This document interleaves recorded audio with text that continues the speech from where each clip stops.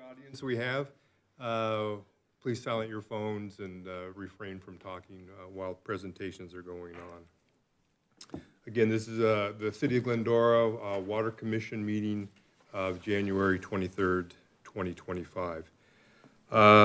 Madam Clerk, would you please call roll?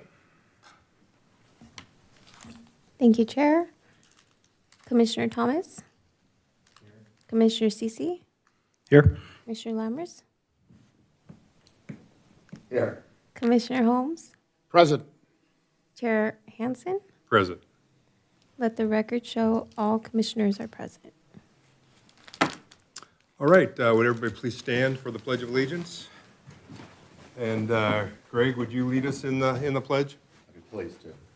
I pledge allegiance To the flag of the United States of America and to the republic for which it stands, one nation, under God, indivisible, with liberty and justice for all.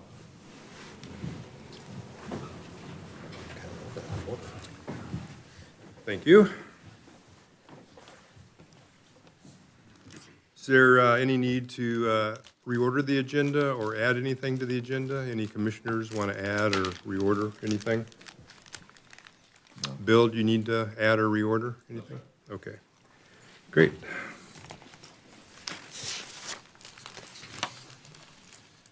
All right, we'll move on to the public comment period. Now's the time to invite anyone to speak. There are speaker cards out in front. You are limited to 3 minutes, and since we have no audience, do we receive any correspondence we need to respond to? We did not. Okay. All right. No public comments, so I guess I'll close the public comment period.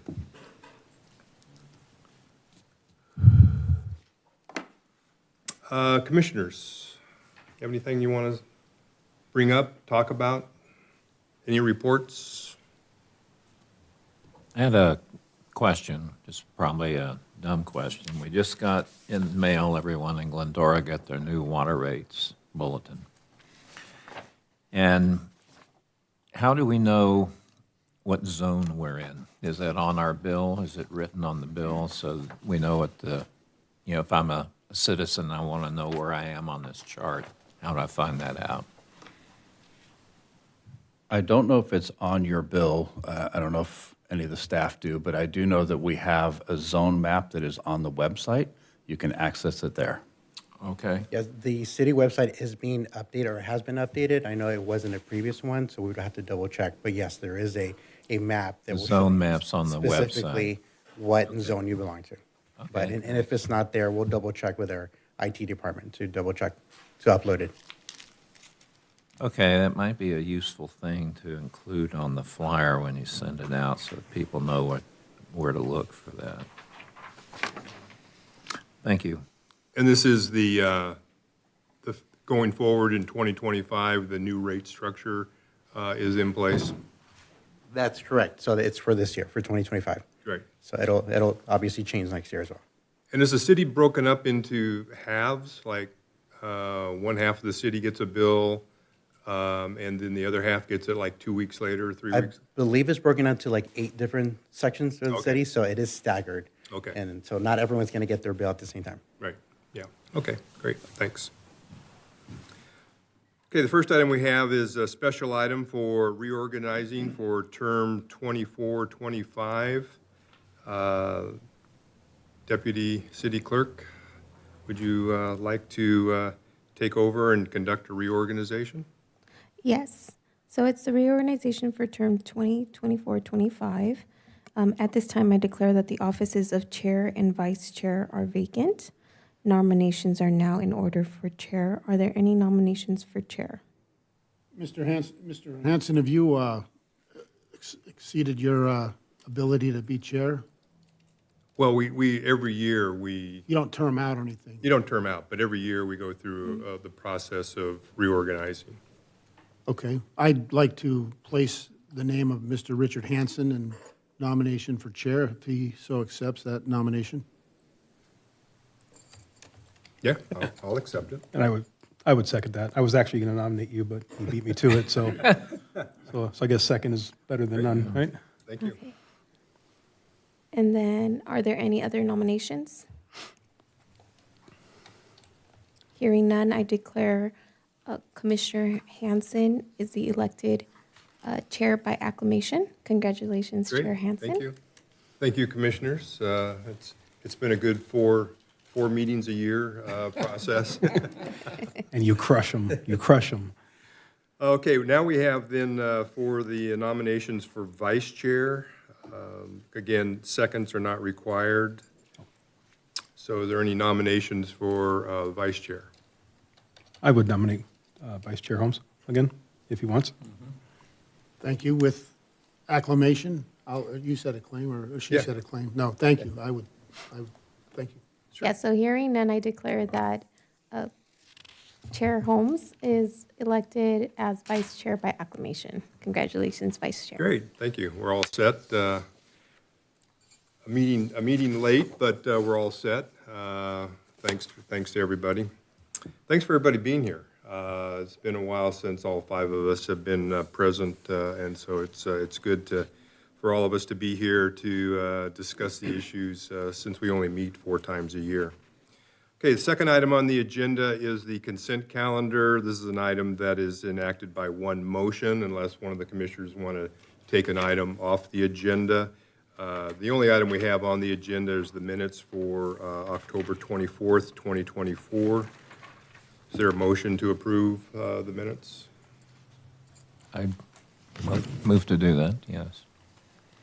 Okay, it's been moved, seconded, Second. second. Okay. It's been moved and seconded. All those in favor, do we need a roll call or just say No, aye? that works. Okay, say aye. Aye. Aye. Okay, approved?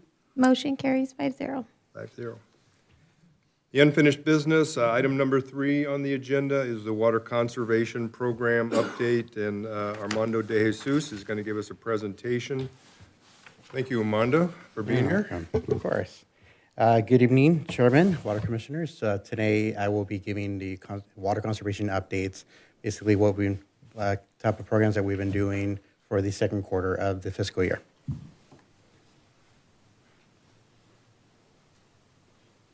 There we go. We'll start with our education and outreach programs.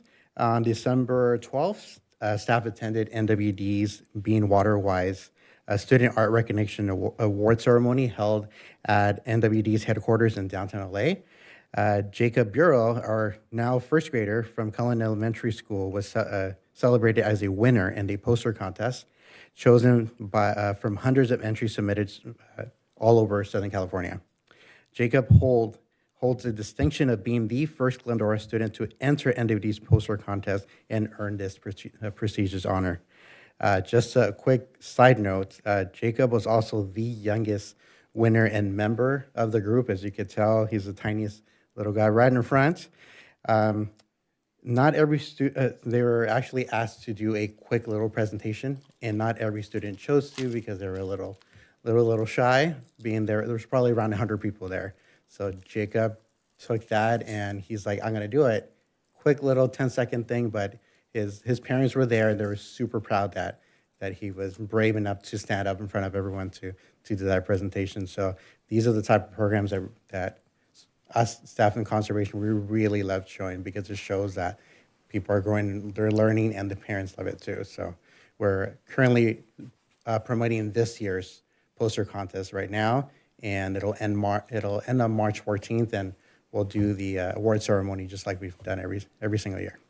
Great, so now that you've broken the ice, maybe we can get a few more poster winners. We're hoping. I know there's a lot of good young artists in the community, so Yes, there is. it'd be great. And it's a great calendar. It's a free Yes. giveaway calendar. Exactly. And it'll put the student's name and the school and the water district and the city of Glendora. Exactly. So we're actually working on creating our own version of the posters for the Glendora participants right now. So as soon as we get them printed, each one of you will get one. Oh, that'd be as great. well. Great. Russell Ackerman participated as a panelist at the Association of California Water Agencies, also known as ACWA. He went to a conference and he sat in a panel for a session titled How Water Conservation Pencils Out.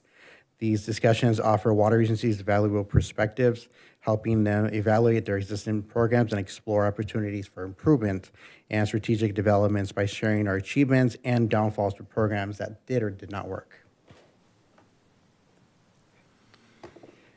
Our partnership with NWD, staff continues to promote our partnership with them with a residential and turf replacement program and device rebate programs. I would like to provide a quick clarification on the dashboard attachment. So it's this little spreadsheet right here. You can see there is a black bar right across. That was done intentional because currently those items are no longer available through Glendora programs anymore. So we did offer them in the first fiscal year, and now all those items are now processed through NWD's program. So that's why that black bar exists. So in the meantime, until we're done with this fiscal year, that black bar will retain, and then next year we'll go ahead and take it out. I know it's a little bit of a confusing transition right there between both programs. Why'd they stop offering it? Because funding ran out, or? No, we're actually trying to reallocate funding so we could provide even better rebates. So we're still actually co-funding with them. So NWD is kind of just doing everything for us. They're doing the paperwork, all the administrative fees, and all the inspections as well. So we're just kind of providing the funding. So let's say if they're offering a rebate for a toilet for $80, the city will match it as well. So it's kind of a win-win for residents as well. Let me see. And then our next one. Our partnership with Waterways Consulting, on January 14th, City Council approved a new agreement with Waterways Consulting, extending the scope of services to include all properties in Glendora. The services include irrigation retrofits, where replacing old fixtures with low-flow aerators, upgrading irrigation systems with high-efficiency nozzles, drip irrigation, and installation of weather-based controllers as well. Glendora water customers must first schedule and complete a free water use efficiency survey conducted by Waterwise to qualify for the irrigation retrofit upgrades.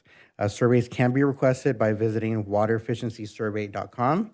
Residential water surveys and large landscape surveys are currently covered under Metropolitan Water District program, also conducted by Waterwise. So essentially, the city is not paying for those surveys right now. So everything will be paid through NWD. So we're trying to use our resources as much as we can. That way we can use our funding and expand it through programs that the city is offering. Staff is currently working on creating new marketing materials to start promoting the program. We actually just met with Waterwise this morning, trying to come up with a game plan, but soon enough you'll start seeing that on social media. We'll be sending flyers and start promoting that program again. Let's see, our collaboration with Soco Gas, our contract with Soco is still being reviewed between both legal teams. We are hoping that we anticipate that the contract will be completed and approved by council in the upcoming months. And lastly, Ecotech Services. Our contract with Ecotech Services officially expired as of December 31st of last year, but we'll be continue to offer similar services under the new proposed contract with Soco Gas and Waterwise as well. So it's essentially the same services, but as soon as the Soco Gas contract is approved, hopefully in the next coming months, we'll restart that program again. And our water efficiency workshops. So our first workshop is officially scheduled for February 22nd at the Glendora Library. Staff originally selected a workshop that focused on how to maintain climate-appropriate plants. The workshop's theme has been updated to show a firescaping workshop in light of the recent wildfires. So firescaping is basically done to minimize wildfire risk by creating defensive space around properties using non-flammable items such as rocks, pebbles, anything that will protect the homes, and by selecting certain plants as well. So we figured this is a perfect opportunity for us to kind of teach residents that they could do some things to protect their homes. So that's something that a lot of residents have been asking for us to teach that type of class. So we're excited to provide that for them. Our city comparison figures, starting with the 2023 to 2024, city comparisons, the year-end percentage is 12.31 increased percent of water usage. Comparison figures of 2020 to 2024. These are the figures that we've been reported to the state on a monthly basis, which had an 11.77% decrease year-end.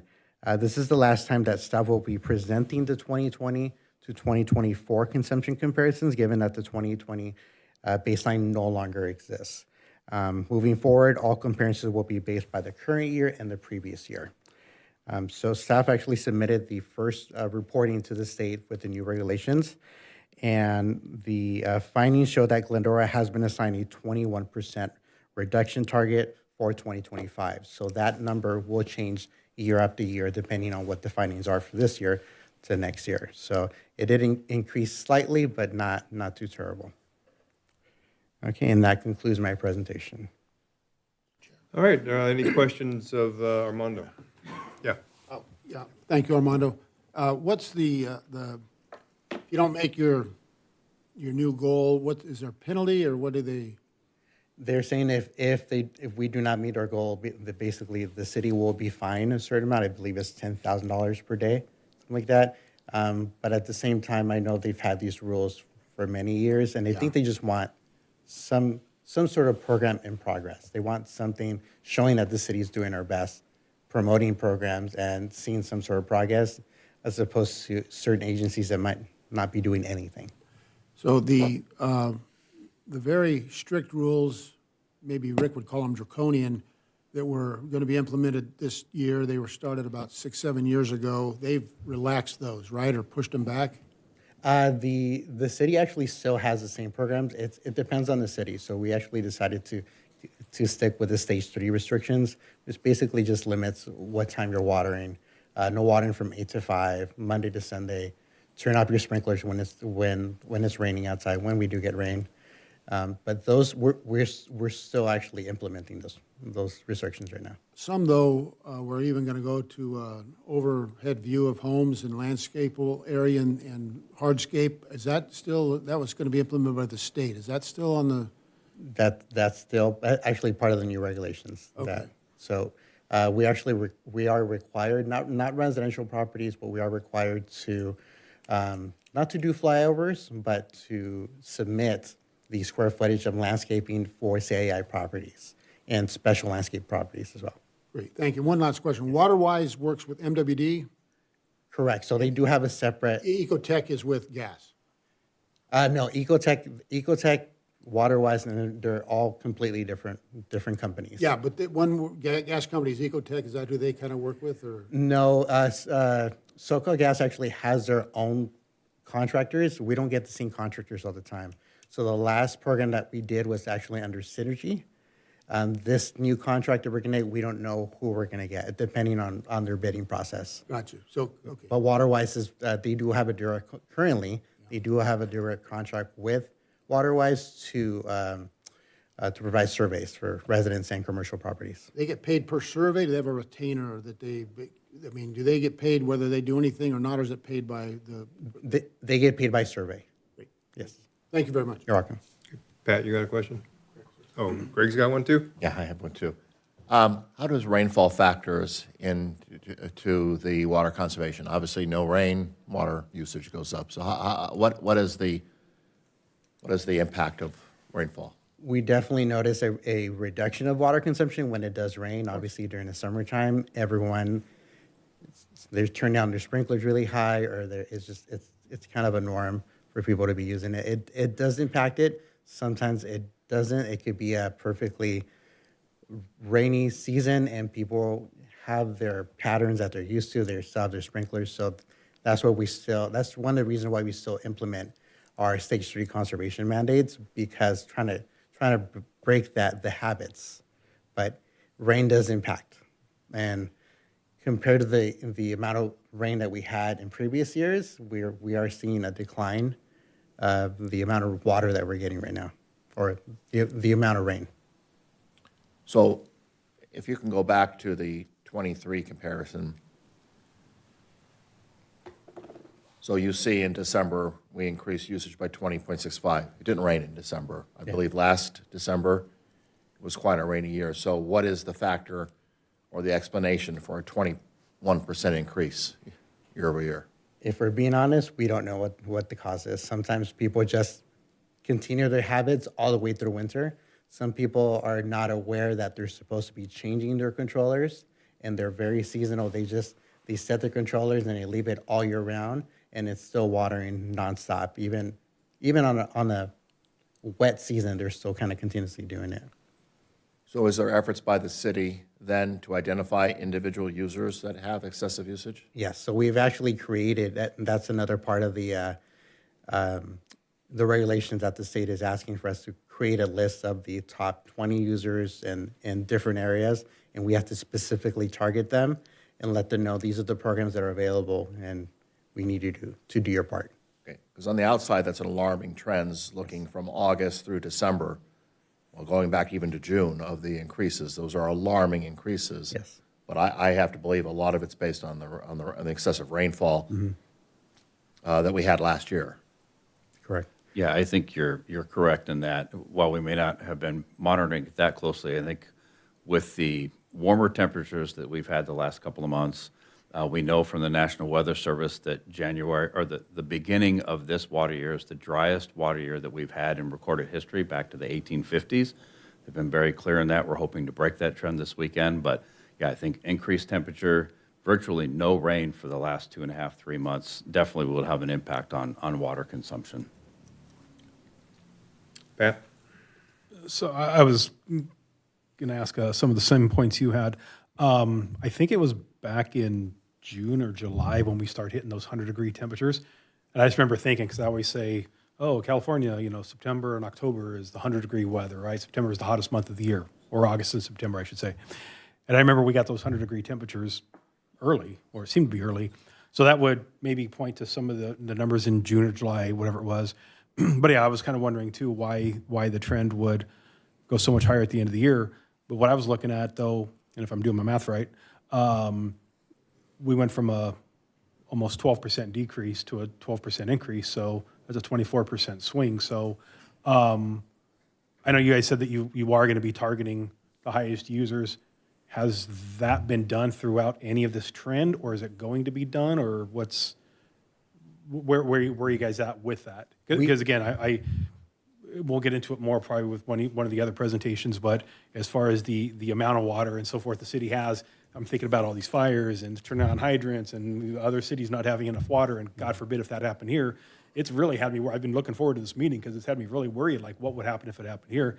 Then you see this consumption is so much higher. So I thought it was a pretty alarming trend as well. I mean, we all do, right? So where are you guys at with trying to, I'm sure you'll probably never get an exact answer on why, why this is happening, but where are you guys at with trying to figure that out?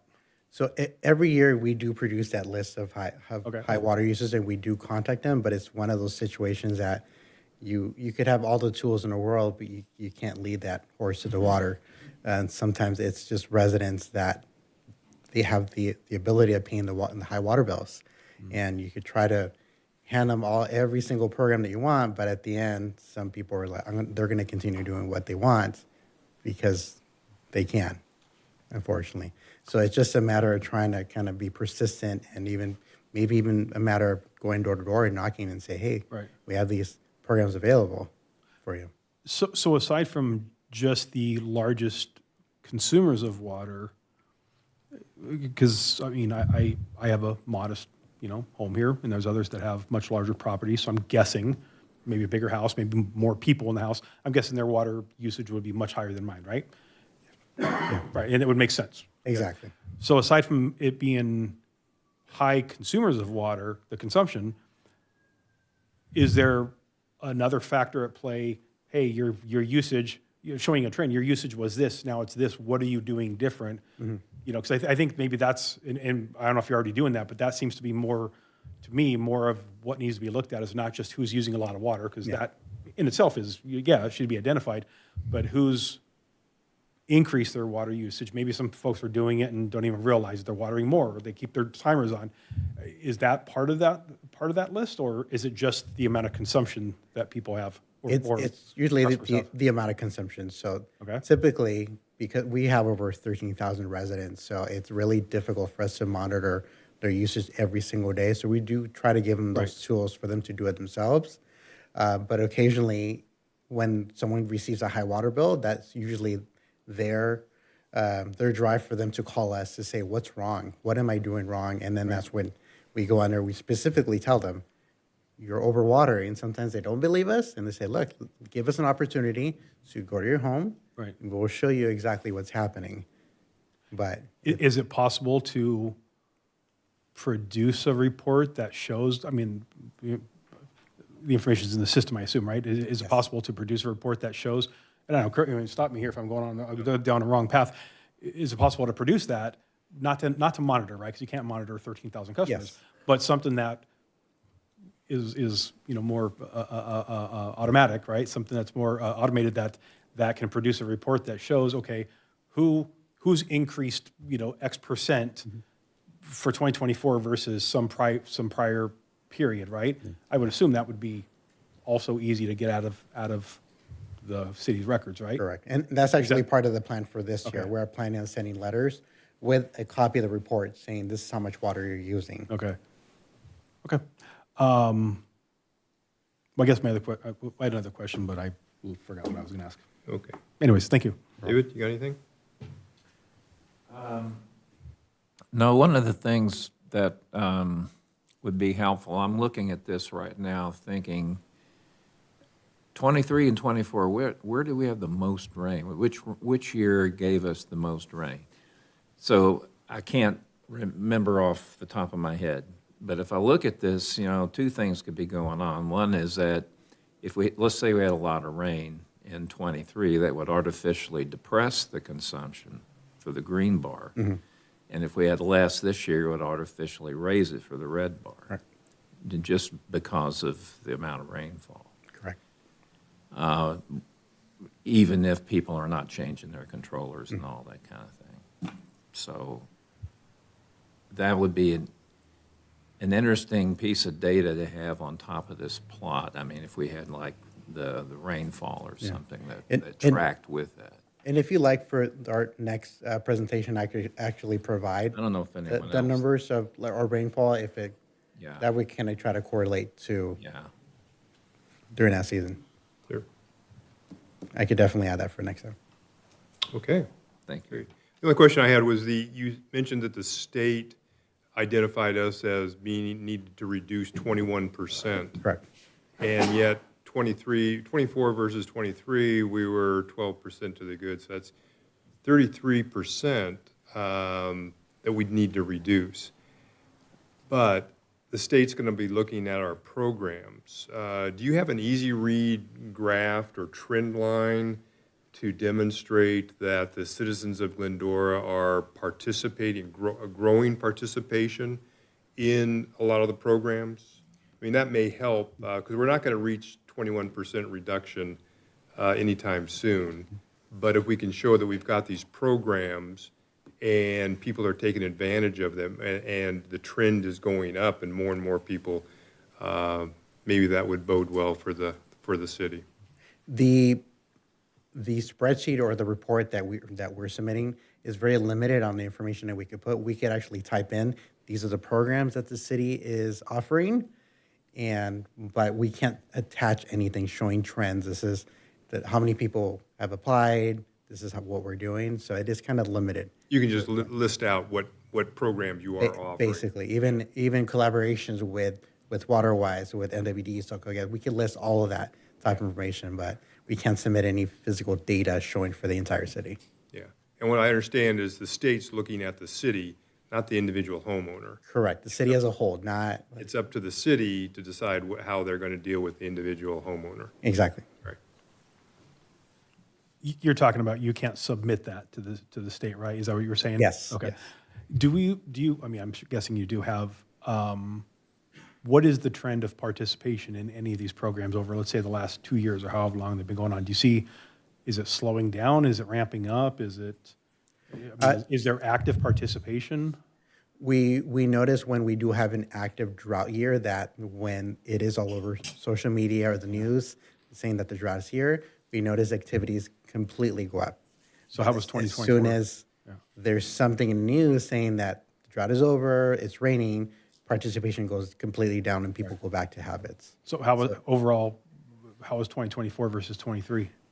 Personally, I think 2024 was a decrease of participation. Okay, I did have one last question. You mentioned earlier about the potential $10,000 fines if we don't get that down.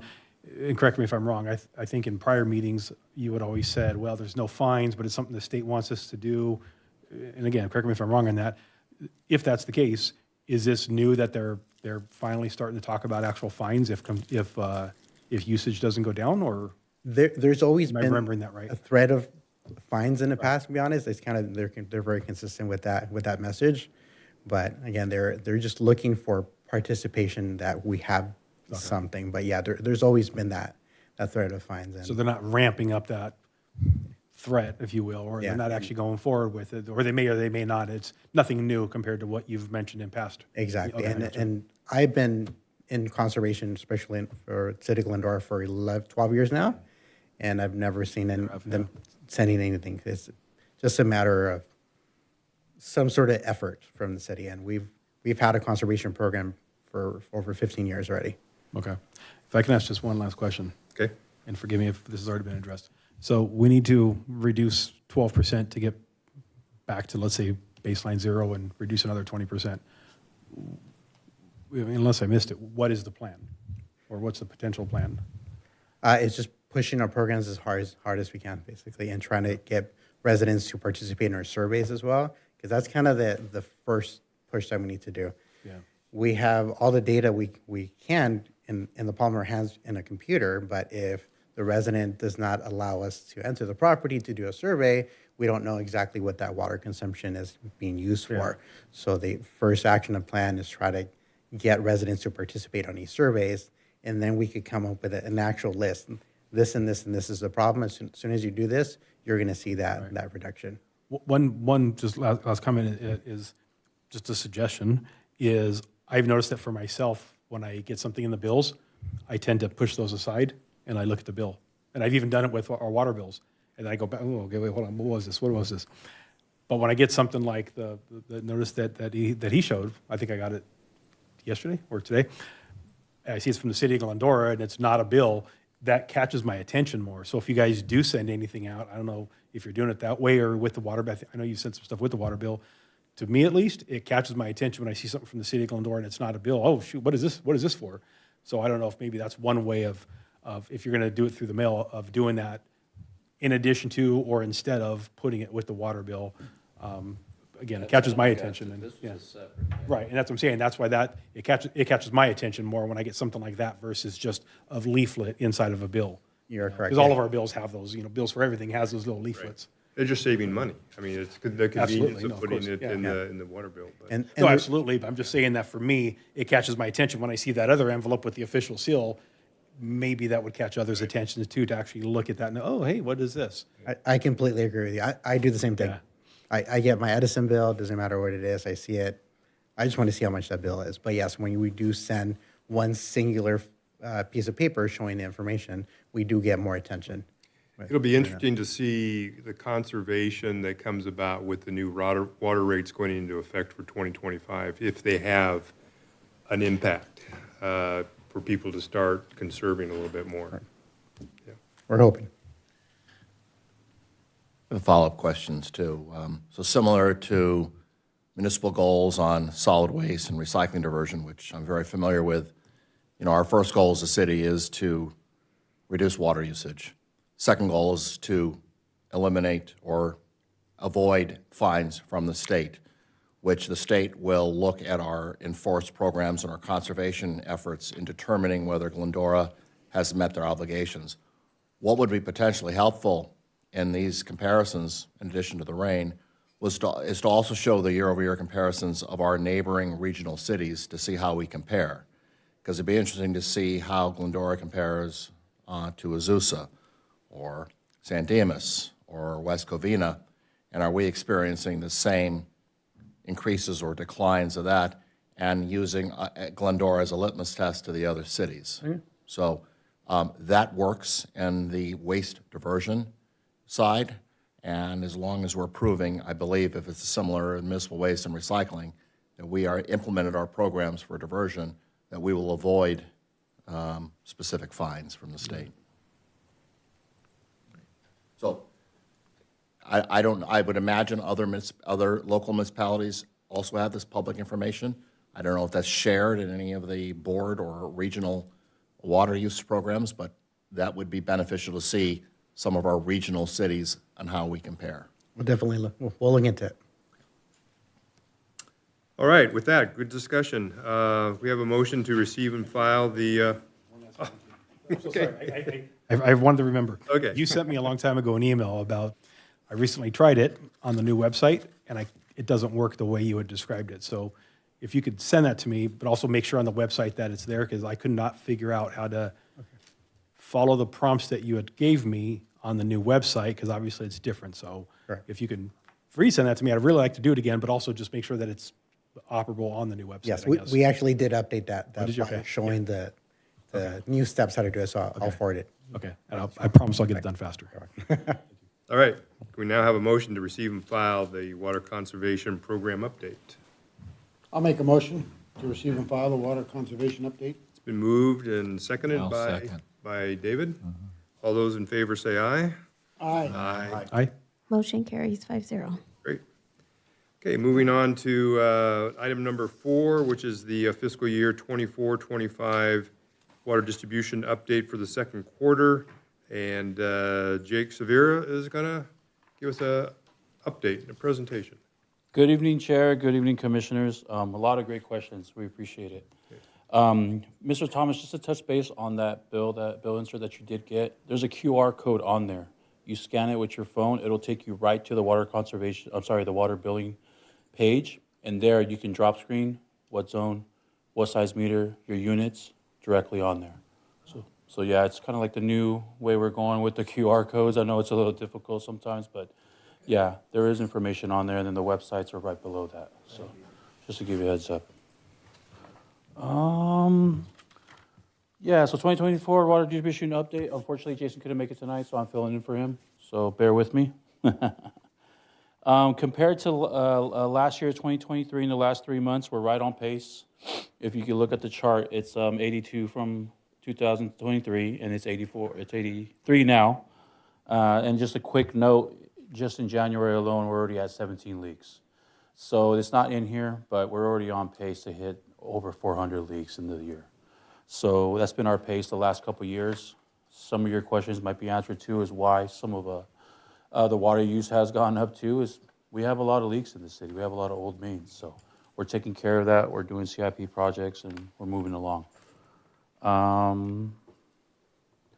Let's just touch base a little bit. We had a notable water project at Oak Park, emergency water project.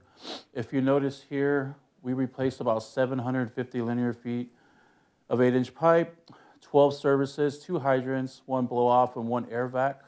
So this area was really, really prone to leaks the last couple of years.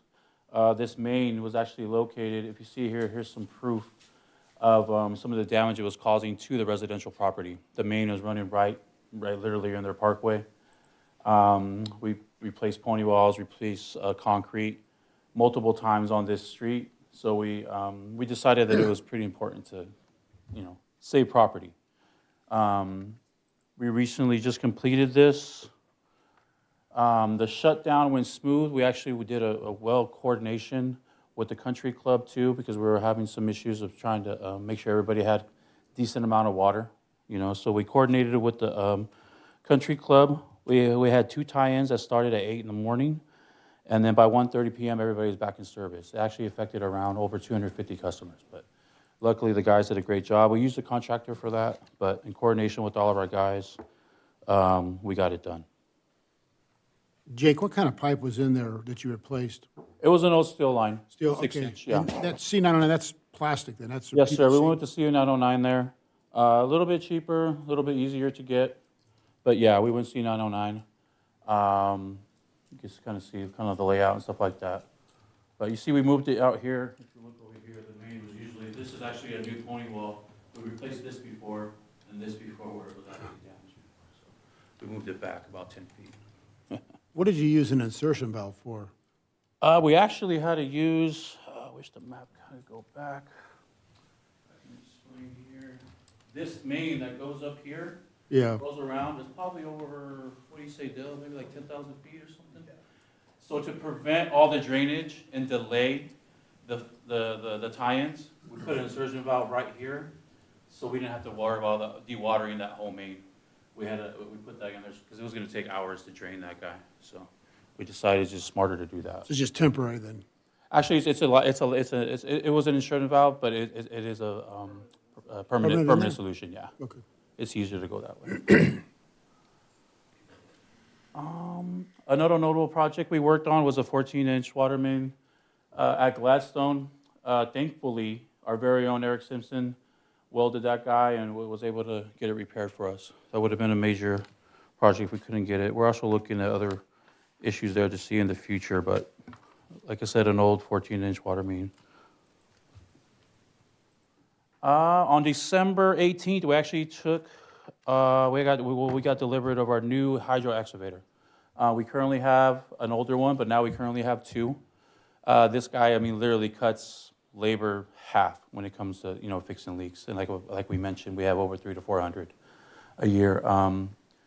Since it's been here, it's worked on 17 leaks. We actually sent the other truck for some repairs, kind of get it going. But yeah, this truck is got all the new bells and whistles, and the guys love it. So yeah, it was a great addition to the division. But that's pretty much all we have right now for distribution. If you guys have any questions, concern, we just recommend you file. You know we got questions. Absolutely. I'm ready. Questions? Chair? Yeah. Are most of the leaks on steel lines or cast iron, or they're kind of, Most of them on our 6-inch old steel lines. okay, they put in the last 100 years? Yeah. Some 1920s, 30s, 40s, 50s, most of them. I would say in the 17 we just did this month, we had about 14 main and about 3 or 4 service lines. So You have a contractor, I notice, out doing them, the crews aren't doing them, some of the leaks, you have an outside contractor? yes, doing? sir. We have emergency agreements with 5 contractors that we typically go from, and that's whoever is available at times. I noticed one on Grand, who's that one, right by old Radio Shack and?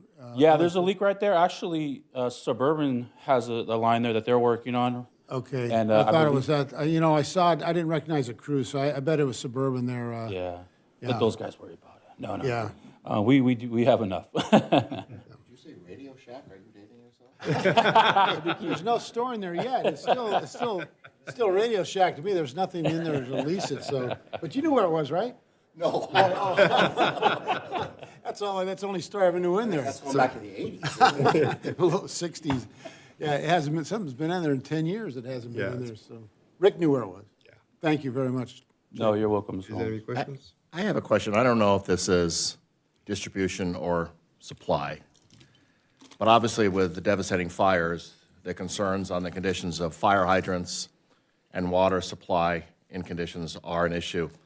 Is the city planning on doing any sort of public communication to reassure probably many of our residents that if there are fires, that we will have water? And in my case, living hillside, that there will be power, available, backup power, should the power go down to supply the tanks that supply the water for someone, in the hillside? Well, I can assure you this. Last council meeting, council did put out a statement and talked about our system in general. I guarantee you with these fires, it's putting a lot of spotlight on everybody in this state, not only just us. Speaking frankly, there's nobody that can be prepared for that type of fire. But I can assure you this. We have 29 reservoirs. We have 20 booster stations. We have over 34 million gallons in storage. And it's still not enough, I'll be honest with you. But the way we maintain, the way we figure things out, the way we have emergency generators, through those power delays, we were out of power over 36 hours. Our guys stepped up. They provided emergency power to those areas. We're very, very fortunate that we're actually gravity fed from Azusa. So they didn't have any power outages, so it really helped us. So we're fortunate in those situations, and we do have 3 interconnects with Metropolitan that can help us, that are all functional and can work for us. You know, so we do have preparation, we do have that, but it really puts a lot of, I mean, 10 years ago, the Kobe fire, you know, kind of put a spotlight on us, and we're preparing, you know. So to answer your question, it's really good to put a spotlight on everybody, sir. We're going to try our best to handle whatever situation we can handle, so. Yeah, at the last council meeting, the council did ask that staff work with not only the police department, but fire and others to bring some information to our residents about how to be prepared for a fire. Not only what we're doing as an organization, as a city, but what residents could do themselves to be prepared, and also to talk about some of the challenges that are out there and opportunities for us to harden that, all of our interface and city as a whole for that. So there will be more information coming from that. That was a request from the council at the last meeting. Fire hydrant repair is part of the water. We inspect typically biannually. We have over 1,800 fire hydrants in our system. We typically try to get to those all, but yeah, it's more of a time and it's more of a personnel, but yeah. And of the 1,800, do we know of any that are missing or non-functional? Only when stuff gets hit, you know, we have traffic accidents, we have stuff that needs to be, you know, maybe tested for projects and things like that. Those are inactive. We let the fire department know what is inactive or not, but currently, right now, no. We have everything. Excellent, great to hear that. Okay, great. Pat? So I was going to make a comment about that cool truck. So Jason, you guys were doing a repair on Roslyn, I think it was Roslyn, a couple months ago, and Jason called me. He was right in the corner from my house. I walked over there Yeah. and was hanging out with him for a bit, getting all dirty with, you know, all this stuff flying around. And I saw how Nothing wrong with that. I don't think it was the city's truck. I think it was a contractor truck. It was several months ago. I think you said this was delivered in December, right? Yeah. Well, we have another one, so it might have been Okay. an older, have been, yeah. little, you know, like Yeah. It looked like a little bit older the older version. sister. But anyways, but I can tell you, I mean, you guys have probably seen these. I don't know if you've seen it. It's cool. I'm like, this thing's sucking up rocks. I'm like, what's that hose built of? It was sucking up rocks. It was really, but he showed me how, you know, they had the new guy on the team down in the trench, you know, digging, and all the other guys were standing on top watching him. But he was able to dig out those rocks. So that was pretty cool. So I'm glad the city has that, because No, talk about safety. I can't imagine having to dig all that out by hand, you know. And this was just a small repair, nothing like what you showed over there. So that's cool. So I'm glad you guys have that. I was going to ask, the fire hydrants was a good point, but you know, one of the reasons for increasing the water rates and all that was for all the CIP projects and to replace a lot of the old lines. And I'm sure we've talked about this in the past, but forgive me, it's been a couple months since, you know, the last time I attended. Is the plan to proactively replace some of the oldest lines, or just wait for them to need to be, you know, wait for a leak and then do the repair? No, absolutely. What's the long term, in the long term? Yeah. what's the long term? We have literally in these next 5 years, and like you said, that new waste data, we have over 300 million in just CIP and water main replacements alone. This year in the next council meeting, I believe Bill's going for at least 2 water main projects to go to design, so we can get that guy done. Then we have another one right after that, right, Bill? We are currently working, our butts off to try to get those out. Yeah, absolutely. You know, we're proactive, we're replacing. And that's why some of those projects that we have identified are something that the Water Division alone is kind of taking the role to try to eliminate some of those areas where we just had too many leaks, we're spending too much time and destroying city property, you know, a residential property. We just want to get out of there. You know, we have lines of, this is actually our 3rd project we've done in a year. So we're really proactively, if we can't get it done with the CIP, we're trying to do and identify things that'll help us. Okay. And I was going to ask some of the other questions about the whole fire thing, but I was going to save it for your presentation. Yeah, but Dale will handle a lot of the supply, a lot of the rain stuff, a lot of the questions, and a lot of the questions you might have had. But just to touch Bill and Armando too, in regards to water conservation, I believe, I can honestly sit here and say that we are far ahead than a lot of agencies nearby. I go to those meetings, I go to those manager meetings, I go to all these people, and unfortunately, water conservation is not in the media. You know, you have the certain things that are, and they're not glorifying, you know, the drought as they are. So it has a lot of effect on what people are doing at home. It definitely does. We've seen it in the last couple of years. I've seen it at other agencies. It has that effect on people.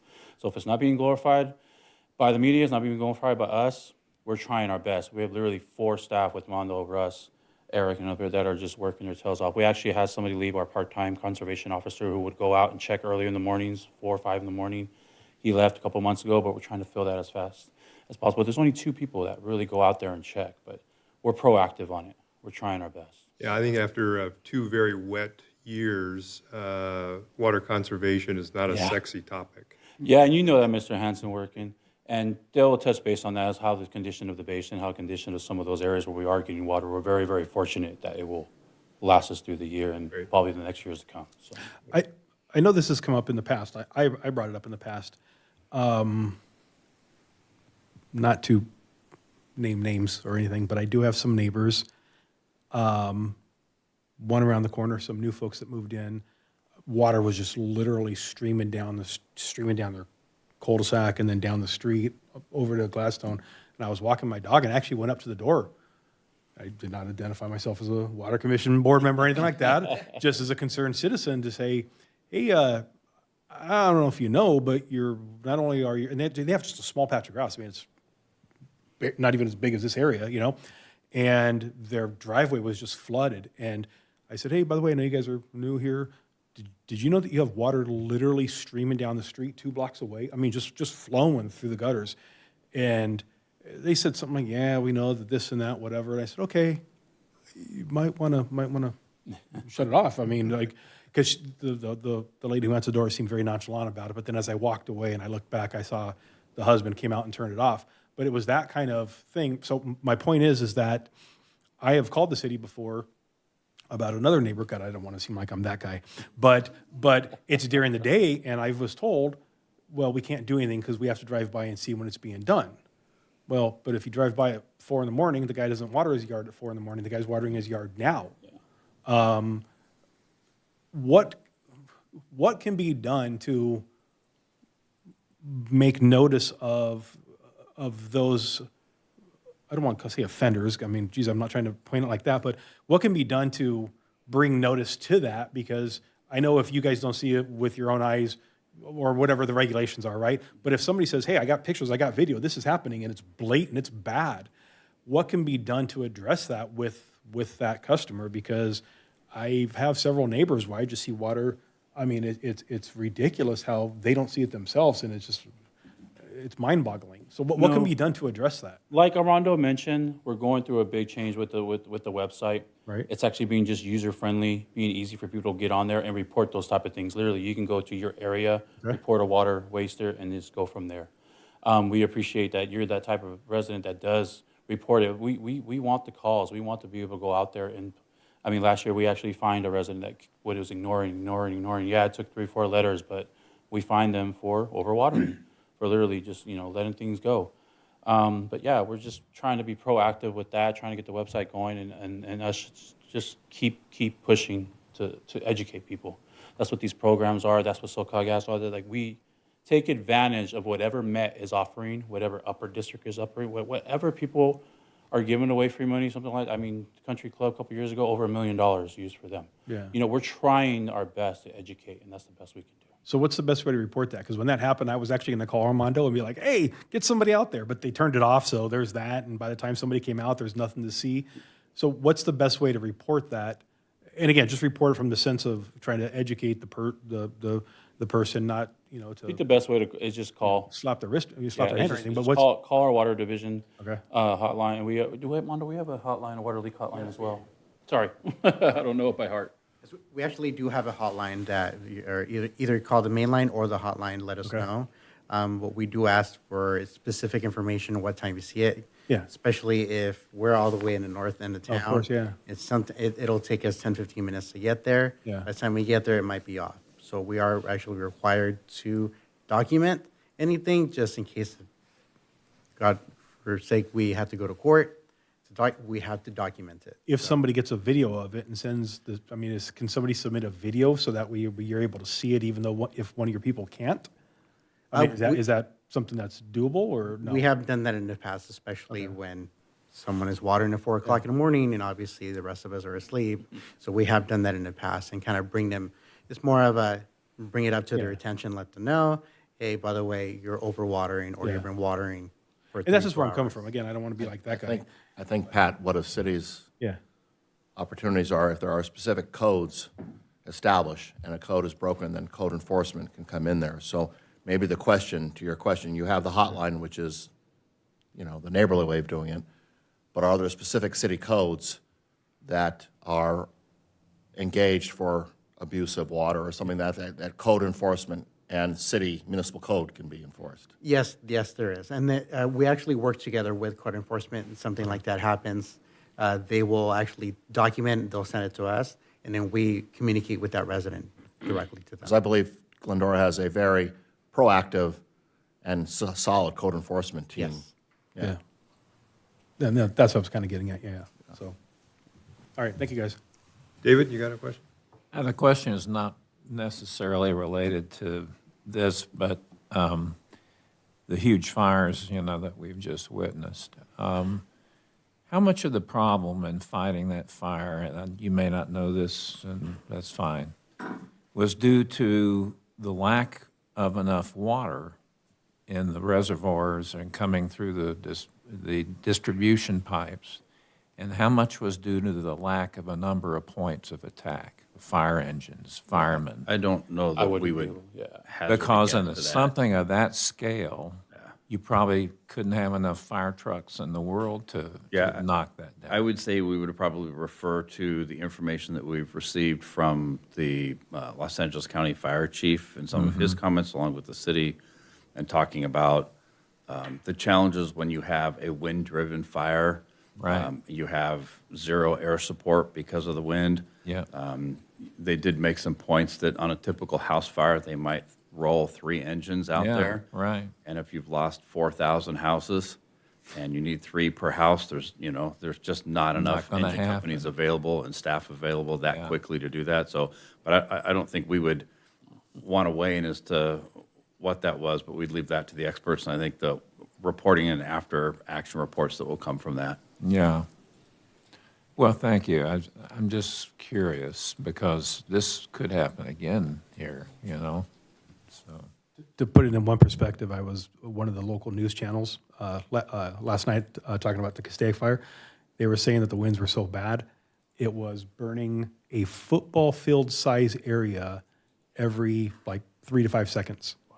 Yeah. I mean, nobody's fighting that. No, I mean, what can you do? And if the winds are that bad, I doubt they're bringing in aircraft, right? So, I mean, when I read, we've all read about over the last couple of weeks of how bad it was. We've seen probably videos, maybe on social media, whatever. But when they put it into that perspective, I thought, football size. Oh my God, that's insane. Well, we had the same thing with the Colby fire. I mean, it went through, really rapidly too. That was here in the foothills. Yeah, right in the foothills. I wasn't living here at the time, Yeah, but I remember yeah. hearing about it. Yeah. Wow. So, Hours, I heard. Yeah. It was gone. yeah. A couple of things on my mind was there's some reports that we used to see, we haven't seen in a while, water loss. We used to see a water loss number because of all the leaks and everything. What's the city running at? Was it, under 10%, over 10% on water loss? We don't have a specific percentage right now, but we just completed our water loss audit. I mean, we have well over 800 to 900 acre feet of loss a year. Yeah. Just due to our leaks. Yeah, I mean, so- and So that's running around 10%. yeah. Or so, yeah. We average about 9,000, yeah, so, Yeah. yeah. The other item was the master plan.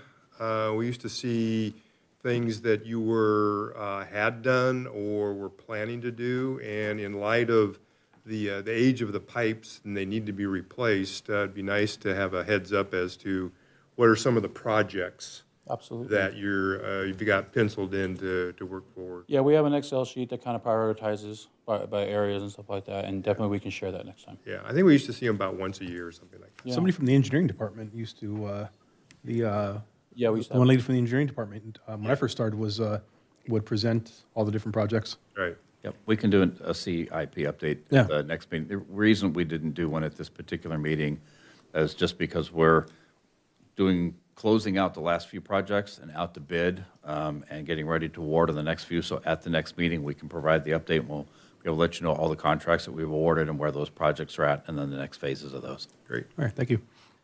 All righty, if there's no more questions, we could have a motion to receive and file the fiscal year 24-25 water distribution update. I'll motion. Been moved, I'll second. it's been seconded. All those in favor say aye. Aye. Motion carries 5-0. Okay. Moving on to item number 5 is the water supply outlook, and Dale Wirt's going to give us an update on that. All right, let me just check one thing.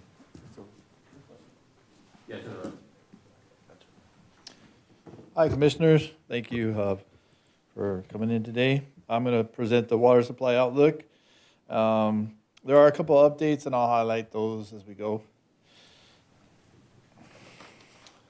So, as of January, the city of Glendora has received 0.57 inches of rainwater during the first half of the fiscal year 2024-2025, which runs from July until June. Our typical water year is from October 1st through September 30th. Our average is 24 inches. The city has received 0.55 inches of rainfall October through December. It's a significant decrease from the 3.39 inches it received during the same last period in 2023, and the 6.84 inches received in 2022. So, very, very dry year. The rain gauge measurements are taken at the Water Division Operations Yard. So this is just a graph of the rainfall. As you can see, highlighted in dark green is the 2023-2024 year, and our 2024-2025 year there for the same time periods, which we are covering now, which is October, November, December of the second quarter. Very, very big, significant over the last few months. October seemed to be about even. Untreated imported water deliveries. Because of the way the holidays fell, if you guys can realize the working behind that, Monday was a working day, 2 days off, and then a Friday.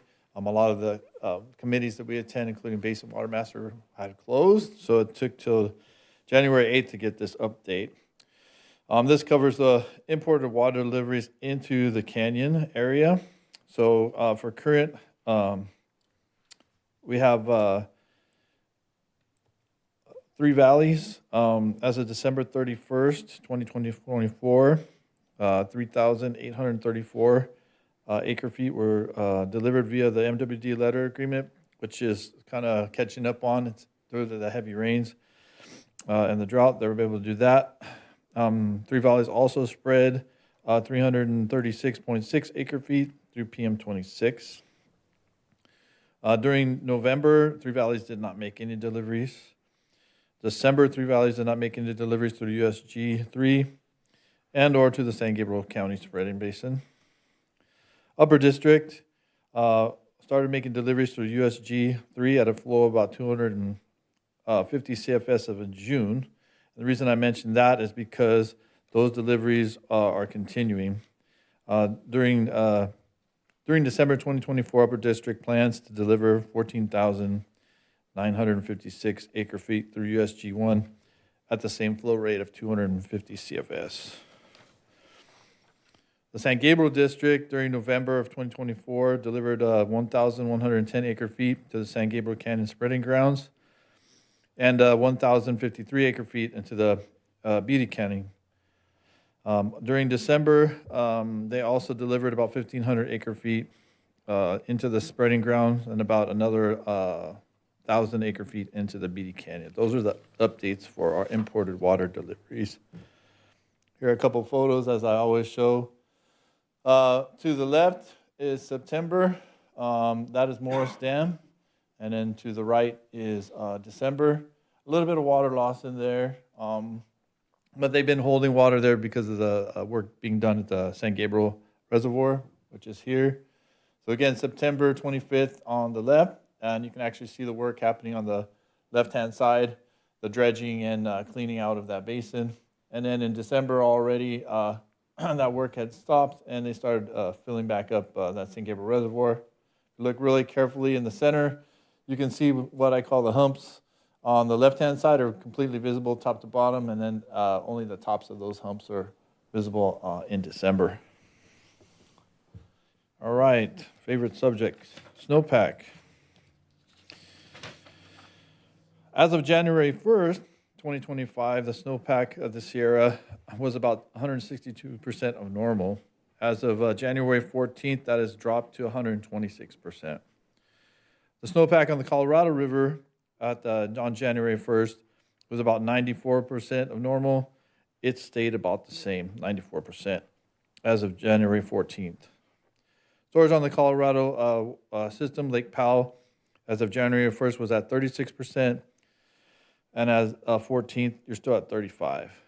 Lake Mead, as of the 1st of January, is at 33%. They've got a little bit of a gain at 34% as of the 14th of January. Storage in California system is at about 66.8% of average, which includes the 17 major reservoirs in the California state project. Currently, that average has changed to 71.8.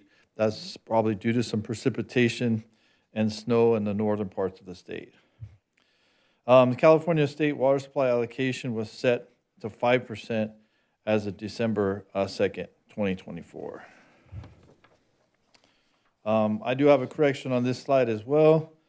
As of December 20th, 2024, the Baldwin Key Well groundwater elevation was 246.8 feet.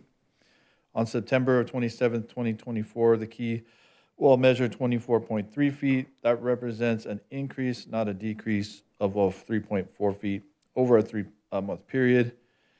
And since that reading on December 20th, on January 17th, it read 247.9, which is an additional 1.1 foot increase in the basin. And the low water record level was recorded November 21st, 2018 at 169.4 feet. Production numbers over this quarter. So October, we produced 932 acre feet. November, we produced 779.3 acre feet. December, we produced 772.2 acre feet. We made no MWD purchases over that time period for this quarter. This is our well production compared to the fiscal year 23-24 to the current fiscal year 24-25. You can see the increase, which matches the water use as well. Heavy rains, you're going to produce less water. Drier season, we're going to actually produce more water. October seemed to be a higher production time comparative to the other two, which are not too dispesated. Not really any understanding other than we're running into a couple of dry months leading into October as well. MWD, as you can see, 23-24, we had a spike. That was due to an outage in a well we had. Brought a Met to supplement for that over a short period of time.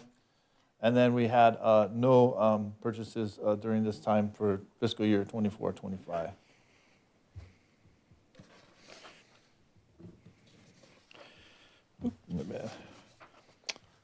And that completes my report. If you have any questions, I can answer them for you. I have a question. So you could go back to the table that showed the change from September to December. Was it supply? Yeah. Well, it was the key well depth, I guess. Oh, yeah. Let me see if I get this back up. There you go. Okay, we had a dry last quarter of the year, right? Yes. And yet the key well depth went up? Yes. How does that happen? If you believe it or not, there's increasing surface water being put into the canyon. So we're receiving waters from outside of the area. Oh, okay. And it has been a constant flow now for probably a year, and may be a constant flow until this next December, depending upon how much water availability will turn out. Usually in the wetter years, which starts somewhere around March and April, they will do an increase to the allocation. If that happens, which will be a good sign, they may allow that water to continue to flow. For some reason, they keep it the same or lower it. They may ask for that reduction into the San Gabriel River. Yeah, if you- That was good news. It just Yeah. didn't make sense to me. If you go by the 210, Yeah. 605 freeway, you see all those basins full. Most of that is import water brought Oh, in from okay. Northern California. So it's not rainfall, Okay. native runoff water. All right. I've never seen the water run that long, that consistently ever. So it's good. Every foot increase is about 8,000 acre feet of water.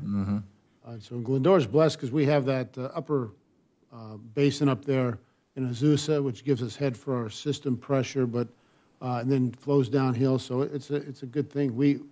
I'm not going to sweat over the lack of rainfall. We've prepared well. The state water system's come through with several very wet years, and this is what it's supposed to do. This is what it's designed to do, so. Greg, you got anything? We toured the mothballed pumps on Arrow there with considerations Oh, yeah. that was going to be possibly, reinstalled or repurposed down the road. Any updates on, are we considering that down the road? Yeah, we're working with Three Valleys Municipal Water District through some grant funding to do the initial legwork into finding out if that would be feasible, like a feasibility study. Currently, they've gone in and they've had to remove some sounding wire, which is used for well level measurements. They've had to support some of the structures. So they went in there and did that, and they're going to be doing some pump testing to do some sampling to see what's in there.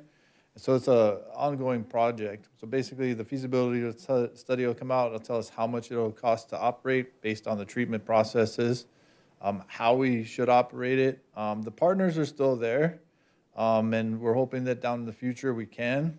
It is in reality a change in supply location, not really an addition, but it would be extremely helpful because in the water world, we'd be able to work with our partners in water exchanges during certain other times of the year when we don't use it. Who are the partners? Is that still Roland and Walnut Valley? Yeah, and I know they got some combos coming up. I can't remember their name. But yeah, they're still there. And then I believe we even brought in the city of Pomona. And I think that has to do with the water yielding that they'll be doing between those two and them. And us as a partner as well back into this basin because we're all connected as agencies through Three Valleys. So we can do some water yielding that way. Pat? No question. So was there any, for 2024 calendar year, was there any purchase water or zero? No, currently for this quarter, none. For the total first quarter, none. We haven't bought any purchase water. And none in the calendar 2024, right? We did have, no, 2024, none. Okay. So I remember asking you at the beginning of 2024, Yeah. the water outlook looked good, supply looked good. And I said, okay, if everything remains the same and we have a dry year, is the prospect that we're going to have a good supply and not have to purchase water? And you said, yeah, good supply, didn't have to purchase water. So I asked you the question again, and you just said, I think you're not worried about the lack of supply at the current time, but let's just say we have another dry year. Where does that put us? If we have another dry year, very low rainfall, where does that put us through? And I'm just going by, I'm going by calendar 2025, right? Not the Yeah. fiscal year. Where does that put us for calendar 2025? Look at that second bullet point. You can see the record low was 2018, Right. 169.4 feet. You said it just went up a little bit, right, Dale? Yeah. To whatever, 246? 247, 248 acre feet. Yep. They draw, what is it, about 30,000, I can't remember the number, but what's the number this year, Dale? Do you know it for the operating safe yield? Oh, What they're calling it? 150. 150,000? Mm-hmm. So you got plenty of water. There's more water coming in. Okay. They were operating with a very skinny margin for 4 or 5 years, very skinny. Okay, So- that's good to know. That doesn't mean we waste water. Right. But because it hasn't rained for 3 or 4 months, I'm not losing any hair, or not Right. any more hair over it. And so I think the system is resilient in this case. You saw the water flowing all year long, especially in those spreading grounds, very visible. I've never seen that ever. And so this is good news. And I wouldn't panic over it. And if you see just a couple dry months, that's Okay. the nature of the. That's good to know. But the key is what's going up in Northern California where the water flows down here. Okay, good to know. So I do have to ask this question, not to belabor or beat a dead horse, but the what if of, God forbid, we did have a large-scale fire here. given our water supply, I mean, let's just say we had something happening like what happened in Altadena, what would that, aside from that problem of fighting the fire, what would that do to our water supply at the end of that? I mean, would it just decimate our water supply, or would? It doesn't take that much water. It's really having the right water in the right locations. Right. I mean, they're putting a lot of water on there, but it's not what you think it is. You know, you had a couple good swimming pools, you could fight a house fire. That's really Yeah. what the level, the amount of water you're looking at. Okay. Problem in Altadena and in Pacific Palisades, it's a lot of engineering and physics too, because you pulling negative pressure off the hydrants. Right. You can't get the supply up there. There's no power. Plus, they had an empty reservoir.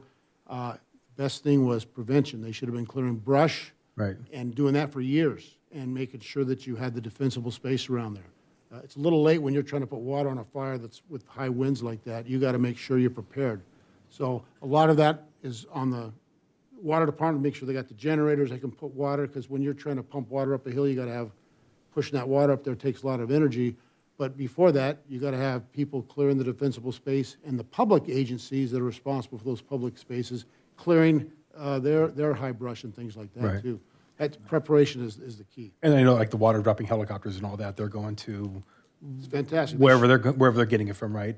There's apparently some criticism that they didn't have the fire department staged up there when they knew they had decade-high winds. Right, In yeah. not only Pacific Palisades, but where the winds were coming through. Now, that's out of the scope of the water department. Right. But that's just a general emergency preparation, so. But if we had something of that scale, I mean, as far as we can theorize it at this time, it wouldn't ultimately, I'm using the word decimate, our water supply for afterwards, right? I mean, we wouldn't be in a critical point. The city's in very good position. They have 3 very large import water connections. Right. And they have a large spreading water connection out of PM 26 at the Little Dalton Spreading Grounds. And in fact, during the Colby fire, we filled up those spreading grounds, the Little Dalton Spreading Grounds, and the helicopters came in and dropped their buckets into the spreading grounds to help put out the fire back in 2015. Okay. I'm asking these questions not only just because I was thinking of it, but I was talking to a neighbor last night who knows I'm on the Water Commission, and I just mentioned we're having a meeting today, and they asked the question. I thought, well, I got the same question, so, okay, well, that's, No, I think we're in good shape. okay, that's good to know. Thank you. Thank you, Dill. Yeah, you're welcome. All right. Thank you, gentlemen. Can I have a motion to receive and file the water supply outlook? Sure. It's been moved. Second. It's been seconded. All those in favor say aye. Aye. Motion carries 5-0. Okay. All right, commission, commissioners, staff, closing comments, anything else? Start with Greg. No other questions, thanks. Okay, Mike? No, thank you, Armando, Jake, and Dale for the reports. Very good. Thank you. Pat? Yeah, thank you. It's been a while since I've been here. We didn't have the July meeting, and then I couldn't make it in October, so it feels like it's forever, but, Who are you? yeah, I know, right? Am I supposed to, am I still on the commission? I don't even know. But no, it was very helpful, so thank Yeah. you, guys. David? I just want to say, I think I've said this before, but how impressed I am by you guys and by our water department here in Glendora. How professional you are, how approachable you are, how carefully you prepare for these things. You don't always see that, believe me. And so I just wanted to thank you for that. Great. All right, great job.